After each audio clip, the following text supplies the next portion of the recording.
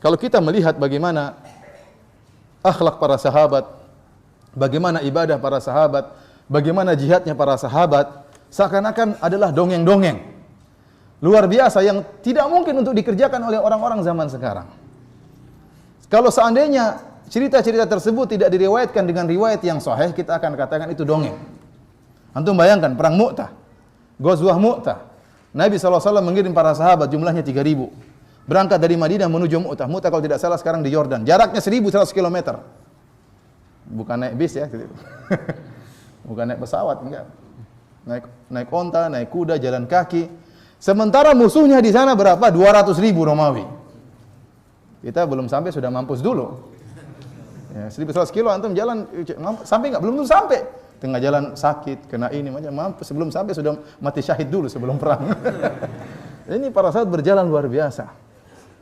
Kemudian terjadilah peperangan, terbunuhlah yang pertama Zaid bin Harithah terbunuh, kemudian bendera peperangan dipegang oleh Ja'far As-Shadiq.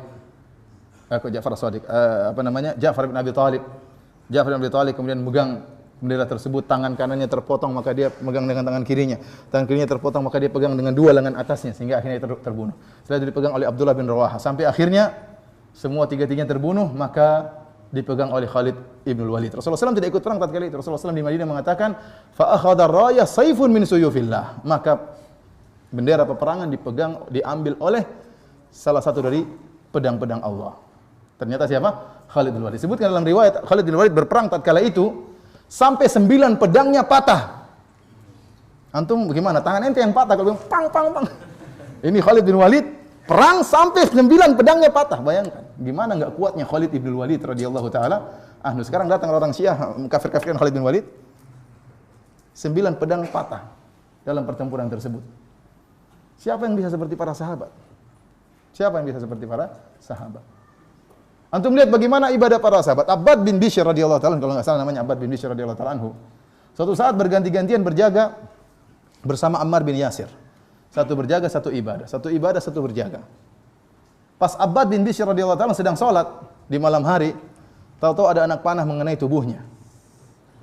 Dia sedang salat, maka dia melanjutkan salatnya sementara darah mengalir. Dia lanjutkan, datang lagi anak panah yang kedua. Dia lanjutkan lagi salatnya. Kalau kita, wallahu alam. Telepon dulu siapa tuh. Sampai kena ketiga dia lanjutkan salatnya, kemudian selesai darah berlumuran darah, ditanya, "Kenapa Anda melakukan demikian?" Kata dia, "Saya sedang baca surat, saya tidak ingin berhenti sebelum selesai." Ada orang seperti itu zaman sekarang. Antum mungkin heran, tapi kita tidak usah heran. Gurunya siapa? Rasulullah SAW. Kalau antum tahu sebab keheranan antum, maka antum tidak heran. Kenapa? Gurunya siapa? Rasulullah SAW. Ada orang seperti Abu Bakar menginfakkan seluruh hartanya. Ada zaman sekarang? Ada atau tidak? Seluruh hartanya, seluruh jam-jamnya keluar, HP-nya keluar semua. Ada yang menginfakkan seluruh hartanya? Enggak ada ya. Ini bukan dongeng, ini pernah ada. Pernah ada orang seperti ini. Umar menginfakkan setengah hartanya, imannya belum sampai seperti Abu Bakar. Zaman sekarang enggak ada. Bagaimana kisah Sa'ad bin Rabi' dengan Abdurrahman bin Auf tatkala dipersaudarakan oleh Nabi SAW. Abdurrahman bin Auf meninggalkan kota Mekah dengan seluruh hartanya. Pedagang besar tiba-tiba miskin mendadak, meninggalkan seluruh hartanya demi Allah dan Rasulnya. Tatkala sampai di Madinah, Rasulullah SAW saudarakan dengan Sa'ad bin Rabi'. Maka Sa'ad bin Rabi' mengatakan, "Wahai Abdurrahman, saya termasuk penduduk kota Madinah yang kaya. Ini hartaku setengahnya untukmu dan setengahnya untukku." Subhanallah. Siapa yang bisa bagi hartanya? Bagi dua. Ada di antara antum yang pernah dibagi hartanya? Jangankan antum, saya di Madinah sudah 15 tahun belum ada yang nawarin. Bayangkan, setengah harta. Bukan cuma itu. Dia mengatakan, "Saya punya istri lebih dari satu. Lihat mana yang kau sukai, saya ceraikan. Kalau sudah habis masa iddahnya, ambillah." Ya akhi, ini kayak dongeng cerita ini. Kayak dongeng.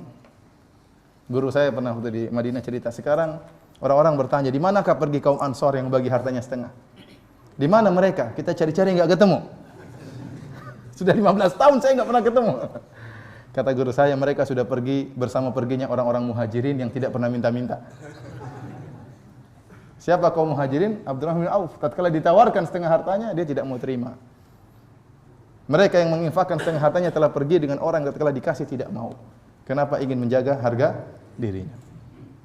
Tapi para hadirin telah subhanallah, ini sekedar sebagian contoh dan masih banyak contoh-contoh bagaimana perjuangan para sahabat, bagaimana pengorbanan para sahabat.